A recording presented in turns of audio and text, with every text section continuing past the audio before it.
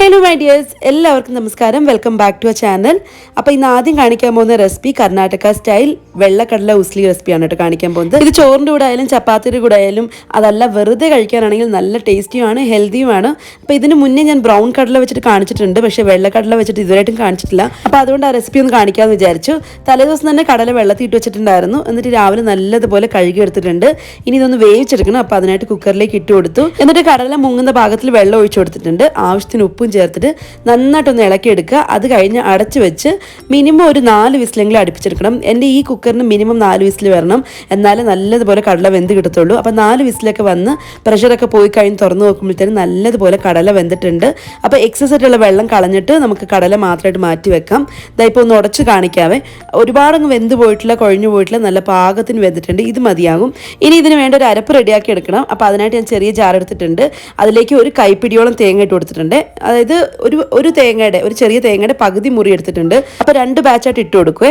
അപ്പോൾ തേങ്ങയിലേക്ക് കുറച്ച് കരിവേപ്പില ഇട്ട് കൊടുത്തിട്ടുണ്ട്. എന്നിട്ട് കുറച്ചേറെ മല്ലിയില ചേർത്ത് കൊടുത്തു.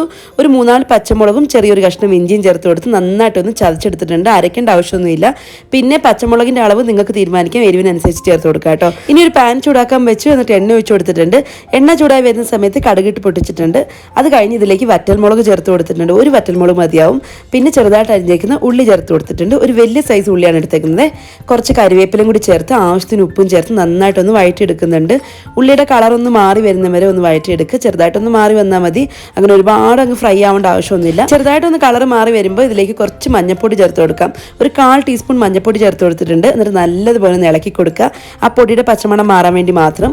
ഇനി ഇതിലോട്ട് അരപ്പ് ചേർത്ത് കൊടുക്കാം. ഞാൻ 2 ബാച്ചായിട്ടാണ് അരച്ചെടുത്തേക്കുന്നത്. അപ്പോൾ അതുകൊണ്ടാണ് കേട്ടോ ഇങ്ങനെ വെള്ള കളർ കാണുന്നത്. അതുകൂടി ചേർത്തതിന് ശേഷം നന്നായിട്ടൊന്ന് ഇളക്കി കൊടുക്കണം. ഏകദേശം ഒരു 1 മിനിറ്റ് എങ്കിലും ഒന്ന് ചൂടാക്കി എടുക്കണം. തേങ്ങയുടെ ആ ഒരു പച്ച ചൊവ ഉണ്ടാവുമല്ലോ, അതൊന്ന് മാറാൻ വേണ്ടിയിട്ടാണ്. അല്ലെങ്കിൽ ഇരിക്കും തോറും ചിലപ്പോൾ മോശമാവാൻ സാധ്യതയുണ്ട്. അതുകൊണ്ട് നന്നായിട്ടൊന്ന് ചൂടാക്കി എടുക്കണേ.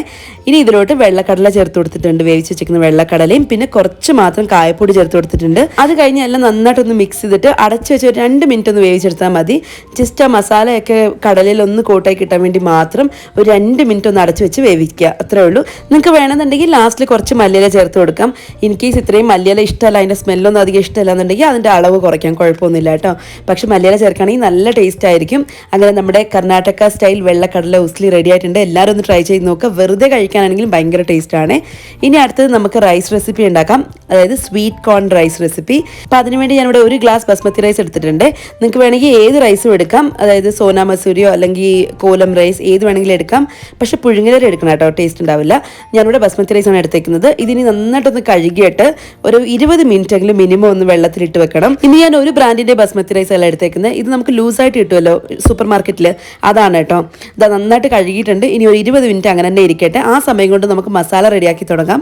അപ്പോൾ അതിനായിട്ട് കുക്കറിലേക്ക് കുറച്ച് എണ്ണ ഒഴിച്ചു കൊടുത്തു. അതേപോലെ കുറച്ച് നെയ്യും ചേർത്തിട്ടുണ്ട്. ഇൻ കേസ് നിങ്ങൾക്ക് നെയ്യ് വേണ്ടെന്നുണ്ടെങ്കിൽ സ്കിപ്പ് ചെയ്യാം. അതല്ല നെയ്യ് മാത്രം മതി എന്നുണ്ടെങ്കിലും കുഴപ്പമൊന്നുമില്ല, നല്ല ടേസ്റ്റ് ആയിരിക്കും കേട്ടോ.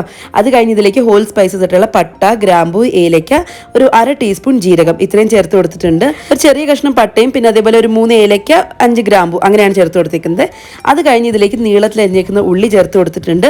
2 പച്ചമുളകും ചേർത്ത് കൊടുത്തു. ആവശ്യത്തിന് ഉപ്പും ചേർത്ത് നന്നായിട്ടൊന്ന് വഴറ്റിയെടുക്കുന്നുണ്ട്. ഉള്ളിയുടെ കളറൊന്ന് ചെറുതായിട്ട് മാറി വരുന്നവരെ വഴറ്റിയെടുത്താൽ മതി. ഒരുപാട് അങ്ങ് ഫ്രൈ ആവേണ്ട ആവശ്യമൊന്നുമില്ല. ഉള്ളിയുടെ കളറൊക്കെ ചെറുതായിട്ടൊന്ന് മാറി വരുന്ന സമയത്ത് ഇതിലേക്ക് ജിഞ്ചർ ഗാർലിക് പേസ്റ്റ് ചേർത്ത് കൊടുക്കണം. ഞാനിവിടെ 1 ടീസ്പൂൺ ജിഞ്ചർ ഗാർലിക് പേസ്റ്റ് ആണ് എടുത്തേക്കുന്നത്. എന്നിട്ട് പേസ്റ്റിന്റെ പച്ചമണം മാറുന്നവരെ നല്ലതുപോലെ ഒന്ന് വഴറ്റിയെടുക്കണേ. അത് കഴിഞ്ഞ് ഇതിലേക്ക് പൊടികൾ ചേർത്ത് കൊടുക്കാനുള്ളതാണ്. അപ്പോൾ അതുകൊണ്ട് നന്നായിട്ടൊന്ന് വഴറ്റിയെടുക്കുക. ഇനി ഇതിലോട്ട് നമുക്ക് ചേർത്ത് കൊടുക്കേണ്ടത് ഒരു 1/4 ടീസ്പൂൺ മഞ്ഞൾപ്പൊടി, പിന്നെ 1 ടീസ്പൂൺ കാശ്മീരി റെഡ് ചില്ലി പൗഡറാണ് ചേർത്തേക്കുന്നത്. പിന്നെ 1 ടീസ്പൂൺ ഗരം മസാല പൊടി ചേർത്ത് കൊടുത്തിട്ടുണ്ട്. ഇൻ കേസ് നിങ്ങൾ കാശ്മീരി റെഡ് ചില്ലി പൗഡർ അല്ല യൂസ് ചെയ്യുന്നെങ്കിൽ എരിവുള്ള മുളക് പൊടിയാണെന്നുണ്ടെങ്കിൽ 1/2 ടീസ്പൂൺ ചേർത്ത് കൊടുത്താൽ മതി. അത് കഴിഞ്ഞ് പൊടികളുടെ പച്ചമണം മാറുന്നവരെ നല്ലതുപോലെ ഒന്ന് വഴറ്റിയെടുക്കുക.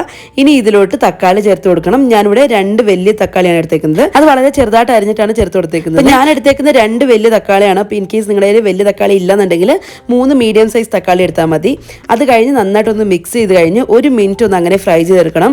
പിന്നെ തക്കാളി അത്യാവശ്യം ഉടഞ്ഞു വന്നോളും, കാരണം നല്ലോണം പഴുത്ത തക്കാളിയാണ്, പെട്ടെന്ന് തന്നെ ഉടഞ്ഞു വരും. അപ്പോൾ ആ സമയത്ത് നമുക്ക് ഇതിലേക്ക് ബസ്മതി റൈസ് ചേർത്ത് കൊടുക്കാം. ഞാനിപ്പോൾ 20 മിനിറ്റ് കുതിർത്തിട്ട് അത് മാറ്റി വെച്ചേക്കായിരുന്നു. ഇൻ കേസ് നിങ്ങൾ ചേർക്കുന്ന സോന മസൂരി അല്ലെങ്കിൽ കോലം റൈസ് ഒക്കെ ആണെന്നുണ്ടെങ്കിൽ കുതിർക്കേണ്ട ആവശ്യമൊന്നുമില്ല, നേരിട്ട് കഴുകിയിട്ട് അങ്ങനെ ചേർത്ത് കൊടുക്കാം. ഇനി ഇതിലോട്ട് സ്വീറ്റ് കോൺ ചേർത്ത് കൊടുത്തിട്ടുണ്ട്. ബോയിൽ ചെയ്യാത്ത സ്വീറ്റ് കോൺ ആണ്. അതും കൂടി ചേർത്തതിന് ശേഷം നന്നായിട്ടൊന്ന് മിക്സ് ചെയ്തെടുക്കുക. ഇനി ഇതിലോട്ട് വെള്ളം ഒഴിച്ചു കൊടുക്കുക. അപ്പോൾ വെള്ളത്തിൻ്റെ കണക്ക് എന്ന് പറയുന്നത് 1 ഗ്ലാസ് അരിക്ക് 1.25 ഗ്ലാസ് വെള്ളമാണ് എടുത്തേക്കുന്നത്. കാരണം തക്കാളിയിൽ അത്യാവശ്യം മോയ്സ്ചർ ഉണ്ടാവും. അതുകൊണ്ട് തന്നെ 1.25 ഗ്ലാസ് വെള്ളം ഒഴിച്ചു കൊടുത്തിട്ടുള്ളൂ. പക്ഷേ സോന മസൂരി കോലം റൈസ് ആണെന്നുണ്ടെങ്കിൽ 1 ഗ്ലാസ് അരിക്ക് 2 ഗ്ലാസ് വെള്ളം ഒഴിച്ചു കൊടുക്കണേ. അത് കഴിഞ്ഞ് ഒരു കൈപ്പിടിയോളം മല്ലിയില ചേർത്ത് കൊടുത്തിട്ടുണ്ട്. അതിൻ്റെ നേർപകുതി പുതിനയിലയും ചേർത്ത് കൊടുത്തു. ആവശ്യത്തിന് ഉപ്പും ചേർത്ത് നന്നായിട്ടൊന്ന് മിക്സ് ചെയ്തെടുക്കുക. അത് കഴിഞ്ഞ് അടച്ച് വെച്ച് ഒരു വിസിൽ വരുന്നത് വരെ മാത്രം വേവിച്ചെടുത്താൽ മതി. അതും ഹൈ ഫ്ലെയിമിൽ. അത് ബസ്മതി റൈസ് ആയതുകൊണ്ടാണ് ഞാൻ അങ്ങനെ വേവിച്ചെടുക്കുന്നത്. നിങ്ങൾ വേറെ റൈസ് ആണെന്നുണ്ടെങ്കിൽ 2-3 വിസിൽ അടുപ്പിച്ചെടുക്കാം. അപ്പോൾ ഒരു വിസിലടിച്ച് പ്രഷറൊക്കെ പോയി കഴിഞ്ഞ് തുറന്ന് നോക്കിയപ്പോൾ നമ്മുടെ റൈസ് റെഡി ആയിട്ടുണ്ട്. ഇൻ കേസ് നിങ്ങളുടെ കയ്യിൽ സ്വീറ്റ് കോൺ ഇല്ലാന്നുണ്ടെങ്കിൽ അത് സ്കിപ്പ് ചെയ്തിട്ട് ബാക്കിയുള്ള ഇൻഗ്രീഡിയൻസ് വെച്ചിട്ട് ഒരു ഈസി ടൊമാറ്റോ റൈസ് ഉണ്ടാക്കി എടുക്കാൻ പറ്റും. അപ്പോൾ എല്ലാവരും ഒന്ന് ട്രൈ ചെയ്ത് നോക്കിയിട്ട് ഫീഡ്ബാക്ക് അറിയിക്കാൻ മറക്കല്ലേ. ഇനി അടുത്തതായിട്ട് ഞാൻ എങ്ങനെയാണ് ചപ്പാത്തിക്ക് കുഴച്ചെടുത്തതെന്ന് കാണിച്ചു തരാം. നല്ല സോഫ്റ്റ് ചപ്പാത്തി കിട്ടും. അപ്പോൾ അതിനായിട്ട് ഞാൻ ആവശ്യത്തിന് പൊടി എടുത്തിട്ടുണ്ട്.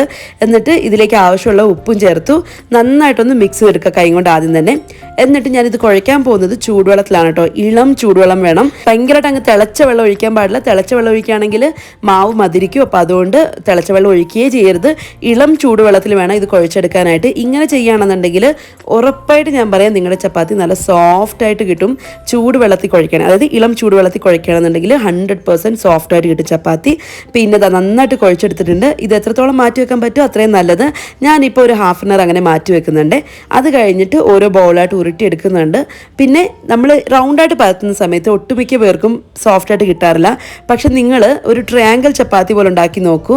ട്രയാങ്കിൾ എന്ന് പറയുമ്പോൾ നമ്മൾ മടക്കി വെക്കുമ്പോൾ ട്രയാങ്കിളായിട്ട് വരുന്നതാണ്. പക്ഷേ പരത്തുന്നത് എങ്ങനെ വേണമെങ്കിൽ നമുക്ക് റൗണ്ടായിട്ടോ ട്രയാങ്കിളായിട്ടോ പരത്തിയെടുക്കാം. അങ്ങനെ ഒന്ന് ചെയ്ത് നോക്കൂ. 100% നിങ്ങൾക്ക് സോഫ്റ്റ് ആയിട്ടുള്ള ചപ്പാത്തി കിട്ടും കേട്ടോ.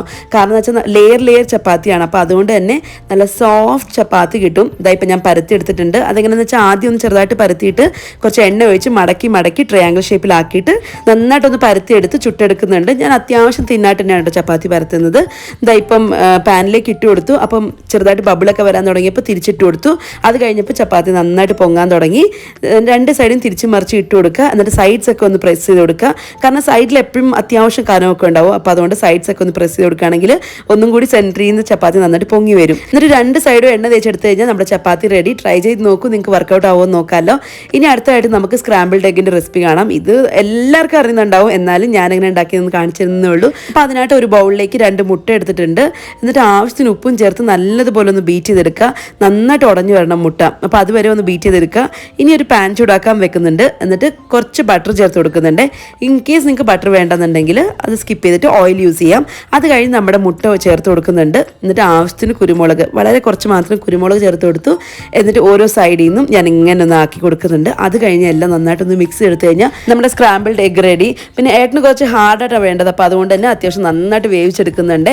അതെല്ലാം നിങ്ങൾക്ക് കുറച്ച് വാട്ടറി ആയിട്ട് വേണമെന്നുണ്ടെങ്കിൽ ഇടയ്ക്ക് വെച്ച് എടുത്ത് മാറ്റി വെക്കാം.